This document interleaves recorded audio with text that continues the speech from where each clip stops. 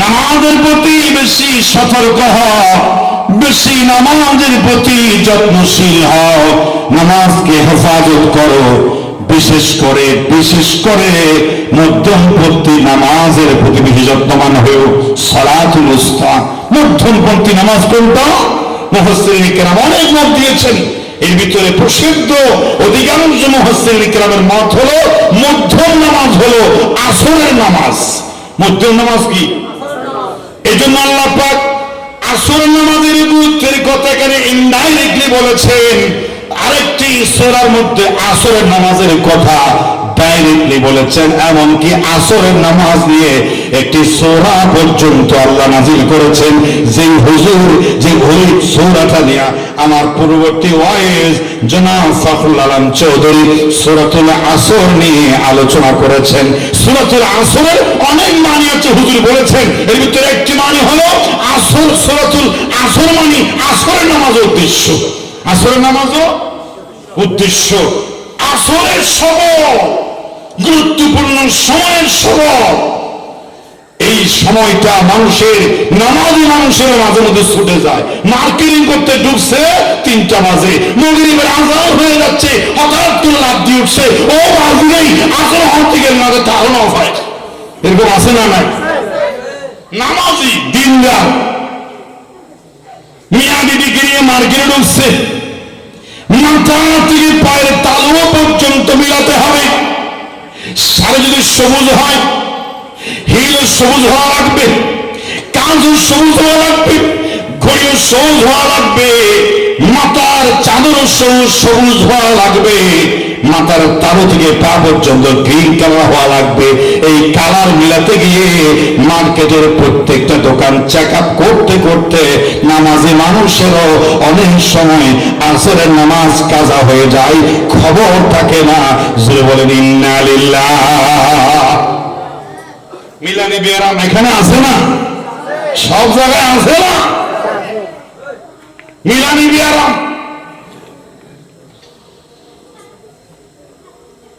সবাই আবার মিলাই। চাচাও সেই কালারের পাঞ্জাবি, বাবাও সেই কালারের, মেয়ের তিরমিজও সেই কালারের, ছেলের সেই পাঞ্জাবিও সেই কালারের, মামা ভাগনাও সেই কালারের। একেবারে 30-40টা পাঞ্জাবি প্যান্ট সিলার দেয়। সবাই একসাথে ফোঁস মারবে, ফোঁস মারবে। কি মারবে? একসাথে দেখবেন ফোঁস মারবে। এই জন্য কালার মিলানি এই ভাইরাস সারা পৃথিবীতে ছড়িয়ে পড়েছে। মিলান অসুবিধা নাই, কিন্তু নামাজ যেন কাজা না হয় এ ব্যাপারে সচেতন থাকার জন্য অর্ডার করছেন কে?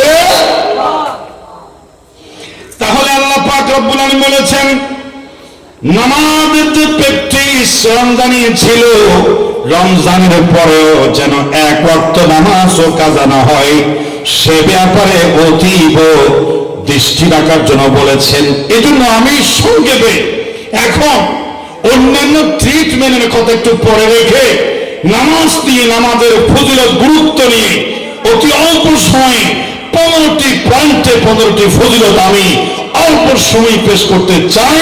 বলুন ইনশাআল্লাহ। নামাজ কেন ছাড়া যাবে না? নামাজ কেন জীবনের বিনিময়ে পড়তে হবে? নামাজ কেন ছাড়ার কল্পনাও করা যাবে না? 1 নাম্বার হলো নামাজ হচ্ছে ইসলামের 5 স্তম্ভের একটি স্তম্ভ। ঈমানের পরে যে স্তম্ভ ওটাই হলো নামাজ। ওটা কি? বুনিয়াল ইসলাম আলা 5। ইসলাম 5টি পিলারের উপর দাঁড়িয়ে আছে। ইসলামের দালান দাঁড়িয়ে আছে 5টি পিলারের উপরে। মাঝখানে একটি পিলার, সেই পিলারের নাম হলো লা ইলাহা ইল্লাল্লাহ মুহাম্মাদুর রাসূলুল্লাহ সাল্লাল্লাহু আলাইহি ওয়াসাল্লাম। আগে যখন এত ফরওয়ার্ড ছিল না, বাড়িতে ওয়াজ মাহফিল হতো তখন প্যান্ডেল হতো 5 ফুটের উপরে, 4 জায়গায় খুঁটি, মাঝখান দিয়ে ওসার চালাতে দিয়া 5 ফুটের উপরে প্যান্ডেল থাকতো। আমাদের পূর্বপুরুষ এভাবে মাহফিল হতো। এত বুদ্ধি এত কিছু আগে ছিল না। তো ইসলামের স্তম্ভ পিলার দাঁড়িয়ে আছে 5টি খুঁটির উপরে। একটি কালিমা সবচেয়ে দামি যে পিলার ইমানের পরে সেটা হলো ইকামুস সালাত, নামাজ প্রতিষ্ঠা করা। বলেন সুবহানাল্লাহ। এবং রাসূল করিম সাল্লাল্লাহু আলাইহি ওয়াসাল্লাম বলেছেন, মান আকামাস সালাত ফাকাদ আকামাদ-দ্বীন ওয়া মান তারাকাহা ফাকাদ হাদামাদ-দ্বীন। নামাজ হলো এই দ্বীনের মেইন খুঁটি, নামাজ হলো ইসলামের মেইন খুঁটি। মান আকামাহা, যে ব্যক্তি নামাজ ঠিক রাখলো, যেন দ্বীনের মেইন খুঁটিটা ঠিক রাখলো। আর যে নামাজ ছেড়ে দিল, দ্বীনের মেইন খুঁটিটা ভেঙে ফেললো। মেইন দ্বীনের খুঁটি যদি নামাজ হয়, নামাজ ভেঙে যাওয়া মানে তার জীবন ইসলাম ভেঙে তছনছ হয়ে একাকার হয়ে যাবে। বলেন নাউজুবিল্লাহ। নামাজ না থাকলে আর দ্বীন থাকে না, রোজা না থাকলে দ্বীন থাকে, কোন রকম লটকিয়ে থাকে। যাকাত না থাকলে হয়তো দ্বীন লটকিয়ে থাকবে, হজ না থাকলে হয়তো দ্বীন ঝুলন্ত থাকবে। কিন্তু মানুষের জীবনে যদি নামাজ না থাকে, দ্বীন তার আর ঝুলন্ত থাকে না, দ্বীন ধ্বংস হয়ে যায়, তছনছ হয়ে যায়। তার জীবনে দ্বীন ইসলাম বলতে আর কিছুই থাকে না, এবং সে ব্যক্তি নিশ্চিত জাহান্নামী হয়ে যায়। বলেন নাউজুবিল্লাহ। আমি আরেকটা হাদিস বলি, রাসূল পাক সাল্লাল্লাহু আলাইহি ওয়াসাল্লাম বলেছেন, লিকুল্লি শাইইন আলামা। প্রত্যেকটা দাবি নিয়ামত দাবি করার জন্য RSPS হতিয়ান দাগ লাগে। এই জমিনটা কার? এই জমিনটা কার? কিন্তু আমি আল্লাহ তো সবকিছুর মালিক। আমি একটু নিচে এসে বলছি, মসজিদের পূর্ব বা পশ্চিম জায়গায় একটা জায়গা আছে, এই জায়গার যে কোনো একজন মালিক আছে না নাই? সব মালিক তো আল্লাহ। এত ফেরেশতাগিরি আব্দুল কাদের জিলানী মারাইয়েন না, এক ইঞ্চি জায়গার জন্য ফলন দিয়ে ফেলার তো আছে না নাই? তো আল্লাহ ফলানকে দাও। এই দুনিয়ার মধ্যে একটা জায়গা খন্ডে খন্ডের নির্দিষ্ট মালিক আছে না নাই? কিন্তু মালিকানার পিছনে ও কি কোনো দলিল আছে? হলো আছে, না হলে নাই? হয়তো আছে, না হয়তো কি নাই। না থাকলে বাটফার, না থাকলে কি ওরে বাটফার। কতদিন বাটফারি করবা? 14 দিন, গৃহস্থন একদিন লাঠি মেরে একেবারে জেলখানায় পাঠিয়ে দেওয়া হবে, মনে একটা ভয় থাকে। কিন্তু জমিনের একটা হাতি দলিল আছে না নাই? যদি থাকে, জমির বাদ দিলেন, দোকান বলেন, শপিং সেন্টার বলেন, টাওয়ার বলেন, পৃথিবীর সব দামি দামি নিয়ামতের একটা দলিল থাকে। আর আমাদের জিন্দগিতে সব চাইতে দামি নিয়ামতের নাম হলো ঈমান। নাম কি? গোটা দুনিয়ার মালিকানা আছে, কিন্তু নামাজ নাই। হনবেল আছে না? আগামীকাল বাঁচি থাকলে সকাল, মরি গেলে ভরকাল। আর যদি ঈমান না থাকে, পরকালে একেবারে জাহান্নামের আসদ দরজার কুয়ার ভিতর পড়বে। মাই শুরু কি শুরু? তাহলে সারা দুনিয়ার মালিকানা তার কাছে আছে, কিন্তু ঈমান নাই। ক্ষমতা আছে? পৃথিবীতে জমির, মার্কেট, শপিং সেন্টার, জায়গা জমিন কিচ্ছু নাই, কিন্তু মৃত্যুর সময় ঈমানটা আছে। কি আছে? তাহলে কবরে জেলে দাম আছে না নাই? রাসূল বলছেন, লিকুল্লি শাইইন আলামা। প্রত্যেকটা জিনিসের একটা দলিল থাকে। একটা কি থাকে? RSBS খতিয়ান থাকে। আর নবীজি বলছেন, আলামাতুল ঈমান। মানুষের জীবনের সবচেয়ে দামি নিয়ামতের নাম হলো ঈমান। আর খাঁটি ঈমানের RSBS খতিয়ান দাগ হলো একটা ইবাদত। ওই ইবাদতের নাম হলো as-সালাত, as-সালাত, as-সালাত। নামাজ, নামাজ, নামাজ। বলেন সুবহানাল্লাহ। এক কথায়, যার নামাজ আছে, তার ঈমানের দৌলত আছে। যার জীবনে 5 ওয়াক্ত নামাজ নাই, তার কাছে ঈমান নাই। বেঈমান বলে কষ্ট লাগবে, এজন্য বলছে না, কিন্তু আসলে তলে তলে সে বেঈমান হয়ে পড়েছে। ঠিক কি না? মনে কষ্ট লাগবে, আপনাকে আনলাম কি আমাদেরকে বেঈমান বানানোর জন্য? কি আমি কে বানাতাম? রাসূল বানিয়ে ফেলেছেন, বলেছেন, লা ঈমানা লিমান লা সালাতা লাহু। যার জীবনে নামাজ নাই, তার জীবনে ঈমান নাই, নাই, নাই। আমি বলি নাই, আপনার আমার দয়াল নবী বলেছেন। সুতরাং ঈমান কোন আপনার বাপদাদার সম্পত্তি নয়, জোর করে রাখি দিবেন। ও ঈমান থাক, তোকে থাকতে হবে। নামাজ থাকবি, 5 ওয়াক্ত নামাজ পড়লেও থাকবি, না পড়লেও থাকবি, যাইতে দেব না। জোর করার কোন সুযোগ আছে? তা আমরা জোর করে রাখি দিচ্ছি। আমরা মনে করছি আমার কাছে আছে, কিন্তু বেনামাজের কাছে ঈমান। কঠিন কথা। আর সিরিয়াসলি আর নিচে গেলাম না। এবার আসলে 2 নম্বর পয়েন্টে, নামাজ হচ্ছে আল্লাহর সাথে সম্পর্ক করার কঠিন একটা মাধ্যম। আল্লাহ পাক বলছেন ওয়াস্তাঈনু বিস-সাবরি ওয়াস-সালাহ। আল্লাহর কাছে সাহায্য চাইবে নামাজ এবং ধৈর্যের মাধ্যমে।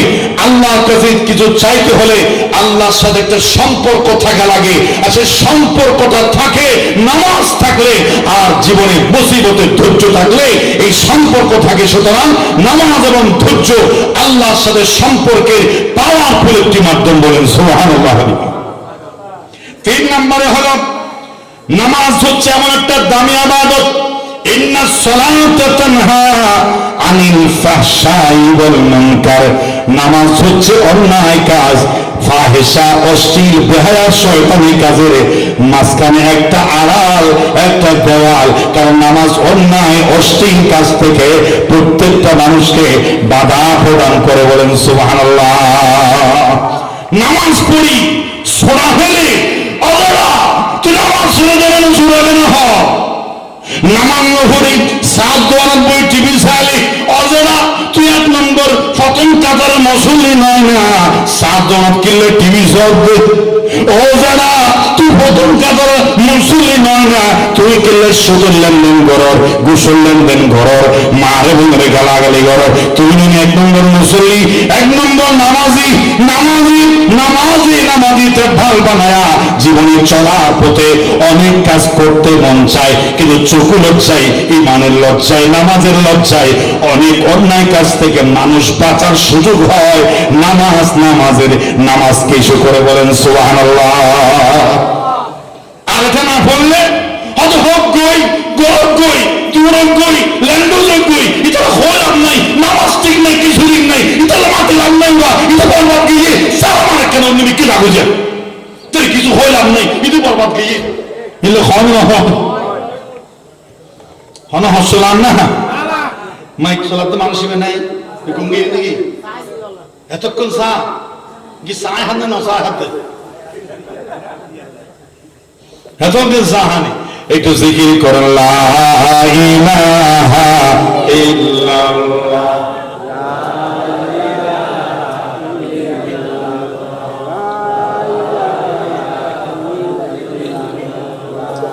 লা ইলাহা ইল্লাল্লাহ মুহাম্মাদুর রাসূলুল্লাহ সাল্লাল্লাহু আলাইহি ওয়াসাল্লাম। এরপরে নামাজ হচ্ছে সর্বপ্রথম জবাবদিহির হিসাব নিকাশের আমল। আমার সভাপতি বলেছেন বেঁচে থাকলে সকাল, মরিয়া গেলে কি পরকাল। আর পরকালে থেকে প্রথমে যখন চোখ খুলবেন হাসরের ময়দানে, প্রথম প্রশ্ন হবে মিয়া সাহেব নামাজ পড়ছো কিনা। আগে নামাজের ফাইল বাড়ি করো। আউয়ালু মা ইউহাসাবু বিহিল আবদু ইয়াউমাল কিয়ামাতিস সালাত। হাসরের মধ্যে আগে যাকাত, হজ, দান, নফল ইবাদত, কোরআন তেলাওয়াতের ফাইল ওপেন করা হবে না, আগে বলা হবে নামাজের ফাইলটা খোলেন। যদি নামাজের ফাইলটা ঠিকঠাক থাকে তাহলে বাকিগুলো ঢিল হয়ে যাবে, নরমাল হয়ে যাবে। আল্লাহ চাইবেন ওগুলো নামকে বসতে হিসাব নিকাশ করে বান্দাকে জান্নাত পর্যন্ত পৌঁছায় দেওয়ার জন্য। বলেন সুবহানাল্লাহ। আগে তো রাখাবে নামাজ নিয়ে, তখন নামাজ যদি না থাকে আপনি তো প্রথম পরীক্ষায় আপগ্রেড। প্রথম পরীক্ষা যদি খারাপ হয় পরীক্ষার্থীর পরবর্তী পরীক্ষাও খারাপ হয়। ফতোয়াজি প্রথম পরীক্ষা তাই ফিল্ডিং হয়, আপনার পরীক্ষা যদি মনে না হয় ডল্লার ফন্না হুই লাভ কি প্রথম মধ্যে ফিল্ডিং হয় ফন্না উজার মন মজা মনে মনে কেন ডরাইনি হেলে হঠাৎ প্রথম পরীক্ষা ফিল্ডিং হয় আনসার 36 তো দিন ভাই ফিল আর বাকি পরীক্ষা দিলাম কি ও রোগী ঠিক না মনে মনে জ্বর হঠাৎ কিন্তু দিলাম কি প্রথম মাত্র খেয়ে গিয়ে আউয়ালু মা ইউহাসাবু বিহিল আবদি বিহিল আবদি ইয়াউমাল কিয়ামাতিস সালাত। হাশরের মাঠে চোখ মুছতে মুছতে উঠতেই ফেরেশতা বলবে আগে নামাজের হিসাব দাও। জোরে বলেন সুবহানাল্লাহ। এটা ঠিক রাখেন। এরপরে 5 নম্বর হলো নামাজ হচ্ছে এমন একটা ইবাদত, ইন্নাল হাসানাত ইউযহিবুনাস সাইয়্যাত। এই নামাজটা যদি কেউ নিয়মিত পড়ে, অটোমেটিক গাছের পাতা শুকিয়ে গেলে যেমন হালকা ধাক্কা দিলে পাতাগুলো সব চলে যায়, ফরজ নামাজের হালকা ধাক্কায় রাতের সব গুনাহ চলে যায়। যুহর থেকে ফজর থেকে জোহর পর্যন্ত পাপের কালিমা জুহরের নামাজের হালকা ধাক্কায় ধরে যায়। নামাজের মধ্যবর্তী পাপগুলো প্রত্যেকটা ওয়াক্তের নামাজের হালকা ধাক্কায় জীবন থেকে গুনাহগুলো চলে যায়। এমন সুবর্ণ সুযোগ নামাজে আছে। সুতরাং জীবন গেলেও নামাজ শুধু পাগল ছাড়া কেউ ছাড়বে না। ইনশাআল্লাহ। যাও হাদিসও আছে একটা, আরাআইতুম লাউ আন্না নাহরান বিবাবি আহাদিকুম ইয়াগতাসিলু ফি কুল্লি ইয়াউমিন 5 মাররাত।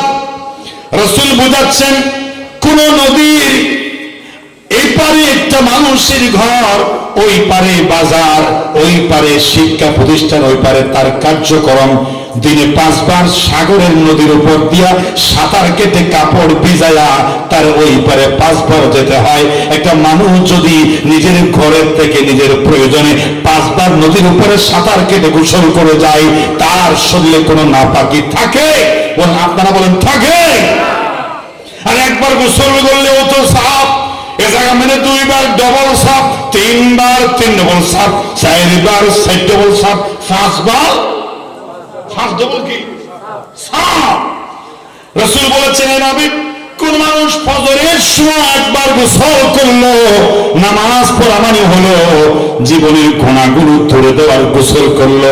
এভাবে 5 বার কোন মানুষ যদি 5 ওয়াক্ত নামাজ পড়ে, রাতে ঘুমাবার সময় তার আমল নামায় আর গুনাহ থাকে না, তখন সে মনে প্রশান্তি নিয়ে ঘুমাতে পারবে আর বলবে, আল্লাহ আজকে 5 বার ইমানের গোসল করেছি, আল্লাহুম্মা বিসমিকা আমুতু ওয়া আহিয়া।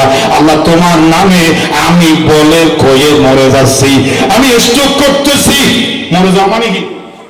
স্ট্রোক তো মরার ভাই। স্ট্রোক কি? কেউ হঠাৎ করে স্ট্রোক করলে বলে সারা মসজিদের মধ্যেও সিয়াই সারা এসিয়ে খবর হয়ে যায়, চৌধুরী স্ট্রোক করেছে, কিসালি ফোন সা কলদান সা, এরা বড় মহাপত মানুষ, ঠিক কি না? স্ট্রোক করে গিয়ে কি করে গিয়ে স্ট্রোক দেখুন আমাদের চিন্তা করেন। আর আমরা এই স্ট্রোকগুলো বলে কয়ে ঘোষণা দিয়ে করি, রাত্রিবেলায় বিছানায় পড়ে করি। এই স্ট্রোকের খবর কেউ রাখে না। জীবনে চলার পথে অফিস আদালতে স্ট্রোক করলে এই স্ট্রোক সারা দুনিয়ায় ভাইরাল হয়, চিন্তায় পড়ে। কিন্তু ঘুমের সময় আমরা বলি, আল্লাহুম্মা বিসমিকা আমুতু, আয় আল্লাহ তোমার নামে আমি স্ট্রোক করতেছি, মরে যাচ্ছি। সুবহানাল্লাহ। তো আল্লাহ মরে যাচ্ছি, যদি আবার তুমি দোয়া করো হায়াত যদি থাকে আবার সকাল দেখা হবে, ওয়াহিয়া আবার যদি দোয়া করো দেখা হবে, তাহলে প্রতি রাত্রিতে একবার আমি বলে সজ্ঞানী স্বেচ্ছায় মৃত্যুবরণ করছি, না বলে নয়, বলিয়া। কিয়া? বলিয়া। দোয়া করো অর্থ বুঝে। আল্লামা দিলওয়ার হোসেন সাঈদ রহমাতুল্লাহ আলাইহি ওয়াজের সময় একটা কথা বলেছিলেন। একটা বাবুই পাখি খাঁচায় বন্দি হয়েছিল, দীর্ঘদিন পরে ওই খাঁচা ভেঙে পাখিটা জঙ্গলে পালিয়ে গেল। কিন্তু এই খাঁচায় বন্দি থাকা অবস্থায় মালিক বড় অফিসার ছিল, বড় সবসময় মেহমান তার কাছে আসতো। তো এই পাখিকে বাবুই পাখিকে কথা শেখানো যায়, হালকা হালকা কথা শেখানো যায়। তো তারাও শিখিয়েছিল, মনে হয় ডাক্তার ছিল অথবা অ্যাডভোকেট আইনজীবী ছিল। মানুষ একটা রাখলে কথাগুলো বলতে হয় না, বাবাকে শিখে দিয়েছে। মানুষ যখন লাইন ধরে আসে এলোমেলো করে, তখন খাঁচার থেকে বাবুই পাখি জবাব দেয়, বলে লাইন ধরুন, এক এক করে আসুন, লাইন ধরুন। বাবুই পাখি মানুষকে বলতেছে যে চৌধুরী সাহেবের কাছে আসছেন, এলোমেলো দাঁড়াইয়েন না, এক এক করে আসেন, লাইন ধরেন, এক এক করে আসেন। কিন্তু পাখি বুঝতো না এটার মানে কি, শিখেছে বলছে। এই পাখি যখন একদিন কাছাড়ে উড়ে গেছে, জঙ্গলে গিয়েছে, দীর্ঘদিন জেলখানা থাকলে মানুষের চেহারা স্বরূপ বদলে যায়, মানুষ সহজে চিনতে পারে না। এই পাখিকেও সাধারণ পাখির যে বাবুই পাখির জাত পাখি, ওরা তাকে চিনতে পারছে না, ওর আকার পরিবর্তন হয়েছে। তখন ভিন্ন আকৃতির দেখে সব পাখি এসে একসাথে তার উপরে ঠোকর মারা শুরু করছে। কি মারা শুরু করছে? খদরাই কখন নিলে হওয়া কি আর জাতন না নলা, আবার নলারও খুদ্বারই হন হবো, অত মারাত্মক ঠোকর মারে, একসাথে মারে। তখন বাবুই পাখি যে আঘাতপ্রাপ্ত আহত মার্কাপ ছিল গণদুলাই, সে তখন বলছিল লাইনে দাঁড়ান, এক এক করে আসুন। সে কি বলছিল? লাইনে দাঁড়ান, লাইনে দাঁড়ান, এক এক করে আসেন। সে যদি বুঝতো সবাই একসাথে মানে তার দাম বাঁধে না, লাইন ধরে এক এক করে আসে, আস্তে করে মারে, তার কি জীবন থাকবে? সে কি সেটা বুঝেছে? না বুঝেছে, বলছে এক এক করে লাইনে দাঁড়াও, এক এক করে আসে। আমাদেরও অবস্থা এমন হয়েছে যে আমরা কি বলি আমরাই বুঝি না, সারা জীবন করে গেলাম আল্লাহুম্মা বিইসমিকা আমুতু ওয়া আহইয়া, আমি সজ্ঞানের স্বেচ্ছায় মরে যাচ্ছি, এটা হাসতে হাসতে বলি, নাচতে নাচতে বলি, ফেসবুক থেকে বলি, গান থেকে বলি, গল্প করে বলি, কোনো অনুভূতি নেই, কোনো আফসোস নাই, কি বলছে আমার জানা নাই। তো তা পাখির চাইতেও নিকৃষ্ট অনুভূতি, ঠিক কিনা? তুই হল কি তুই জানোস না? জানতে বলি আজ আজ হতি না, তুই হতো তোর দাম মরে দাঁড়ি, তুই মরে দাঁড়ি বলছে আজ আজ হয় না, ঠিক কিনা? হওয়া कल्ब में सोच नहीं, रूह में एहसास नहीं, कल्ब में सोच नहीं, रूह में एहसास नहीं, कुछ भी पैगाम मोहम्मद ही तुम्ही पास नहीं, रूह नहीं अनुभूति अंतरे ना জ্বালায় আছে, रूह नहीं अनुभूति अंतरे ना জ্বালায় আছে, মুহাম্মাদের পয়গামের মর্যাদা নাই তোদের কাছে, মুহাম্মাদের পয়গামের মর্যাদা নাই তোদের কাছে। নাউজুবিল্লাহ বল। একটা কবিতা ভাইরাল হয়েছে অনলাইনে, অনেকের চোখে পড়েছে, আমার চোখেও পড়েছে। হুজুর বলেছেন আমি ওই দেখা যায় তাল গাছ গাইব না, আমি ওই সঙ্গীতটাকে কবিতাকে অন্য অ্যাঙ্গেলে গাইব। বলে সেটা কিভাবে?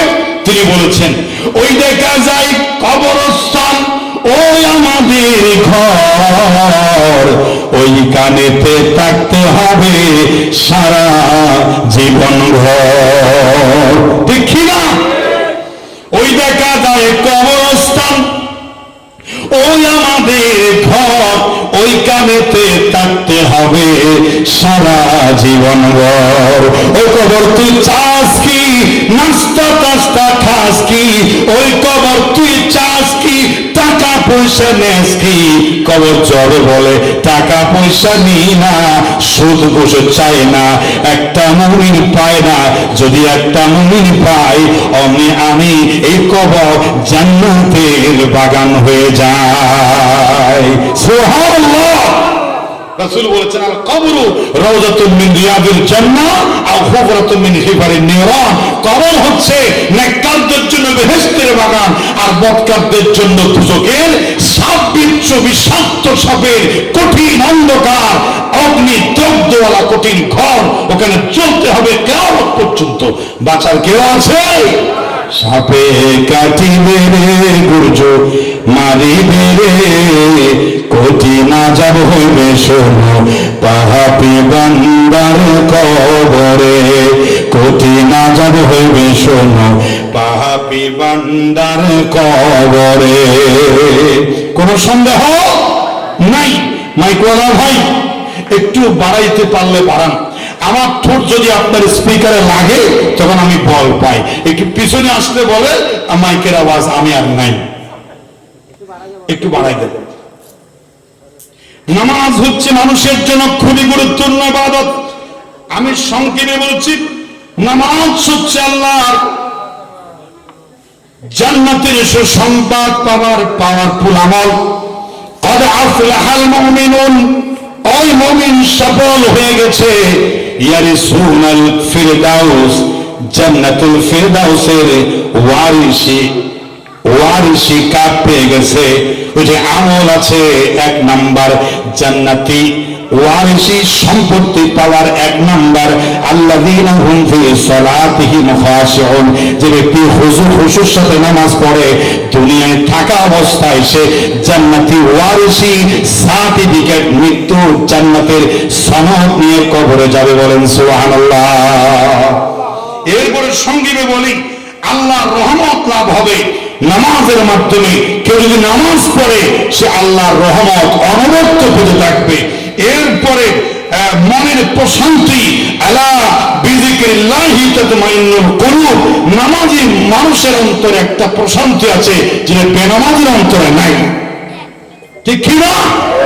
বেনামাজি বলে আমি তো সুর, আমি তো নামাজ সুর, আমি তো দিন সুর, আমি তো শরীয়ত সুর, আমি তো ঈমান সুর, তো আমি সুরে কি আবার শান্তি? যে কোনো সময় উইকেট হলে লাত্তি দিয়ে জাহান্নামে না জ্বলতে হবে, আমার কিসের মানসিক শান্তি? ঠিক কি না? আর নামাজে এমন একটা শান্তি আছে, আলা বিযিকরিল্লাহি তাতমাইন্নুল কুলুব। নামাজে বলে আল্লাহ আমি জানি না আমার নামাজ হচ্ছে কিনা, তবে 5 ওয়াক্ত নামাজ পড়ি আল্লাহ জানি না কোন সময় আমার ইন্তেকাল হবে। নামাজ বলা হয়েছে কবরের নূর, কবরের আলো। আল্লাহ নামাজ পড়ি, নামাজের উসিলায় তুমি আমার গুনাহ মাফ করে দিও। আই এম রেডি, আমি প্রস্তুত আছি। আজকাল যদি আসে আমার তেমন কোনো দুশ্চিন্তা নাই, কেন আসরের নামাজ পড়েছি, মাগরিবের আগে আসলে আল্লাহকে বলতে পারবো আল্লাহ যে ব্যক্তি আমার জান কবজ হয়েছে এর আগেও তো পড়েছি, মাগরিবের পরে আসলেন মাগরিব পড়েছি, আমার মনে শান্তি। এশারের পরে আসলেন এশারের নামাজ পড়েছি, আমার মনে শান্তি। সুর ভাব নয়, মানসিক একটা প্রশান্তি। আল্লাহরে মর্তজা হবে কোনো সন্দেহ নাই। নামাজ পড়েছি, জিকির আজকার করেছি, ওলামায়ে কিরামের সাথে মুনাজাত করেছি, দরুদ শরীফ পাঠ করেছি। প্রতিদিন 5 ওয়াক্ত নামাজ পড়ি আল্লাহ জান্নাত কোনদিন বিদায় হয়ে যাব। মেহেরবানি করে কবরে আমাকে আসামি বানাই না, আমাকে মাফ করে দিও। একটা মনের মধ্যে প্রশান্তি আছে না নাই? আছে না নাই? রমজান বিদায়ের পরে যারা নামাজ পড়েছে, যাকাত দিয়েছে, সাদাকা ফিতর দিয়েছে, দান করেছে, কিয়ামুল লাইল পড়েছে, কোরআন তেলাওয়াত করেছে, দরুদ শরীফ পাঠ করেছে, তারাবির নামাজ পড়েছে, ঈদের জামাত পড়ে তাদের কি শান্তি! ওটা আল্লাহর বেকিন বাড়াই। ঠিক কি না? মুখতাসি মুখে ভারতে ঈদের আনন্দ বুকের ভিতর থেকে বিস্ফোরণ হচ্ছে, হাসি মিটমিট করে হাসছে, তার মনের প্রশান্তি। আল্লাহ নেই, 1 ওয়াক্ত নামাজও কাজা হয় নাই, আলহামদুলিল্লাহ বলতে মন চাই। 20 টাকার তারাবি কাজা হয় নাই, মনে খুশি প্রকাশ করতে মন চাই। আল্লাহ নেই, কিয়ামুল লাইলের রাত কাজা হয় নাই, শুকরিয়া আদায় করতে মন চাই। কোরআন তেলাওয়াত খতম হয়েছে, আল্লাহ বুক ফেটে আল্লাহ তোমার শুকরিয়া আদায় করতে মন চাই। আল্লাহ নেই, কিয়ামুল লাইল পড়েছি, যাকাত দিয়েছি, ফিতরা দিয়েছি, দরুদ শরীফ পাঠ করেছি, ইতিকাফ থেকেছি, আল্লাহ ঈদের জামাত পড়েছি, মুখ ফুটে হাসতে মন চাই। কি আনন্দ, কি উল্লাস, কি উল্লাস! তুমি বলেন সুবহানাল্লাহ। আর যারা নামাজ পড়ে নাই, ঈদের জামাতে হক দে, আর তো কি আশা হক দে, আজ নামাজ শুন, আজ রোজা শুন, আজ যাকাত শুন, সূরা মুখে আসে না সুরবা ইতিহাস অভিনয় করে আসলে আসি নয়, বেগুন আসে দেয়, আশার অভিনয় করতে ভিতরে উঠে। ঠিক কিনা? হঠাৎ আশেপাশে বেগুন নামাজ পড়িয়ে রোজার কে কিয়ামুল লাইল পড়িয়ে কোরআন তেলাওয়াত করিয়ে সর্বপ্রকার ইবাদত করে মুত্তাকির ডিগ্রি অর্জন করেছে। আর আমি পুরা কপাল নামাজ, কালাম, কোরআন তেলাওয়াত, তারাবি, যাকাত, ফিতরা নামে মাত্র দিয়েছি। আমার ফিরে তেল নষ্ট হবে, এই মুহূর্তে মারা গেলে পিঠা হবে মজবুত।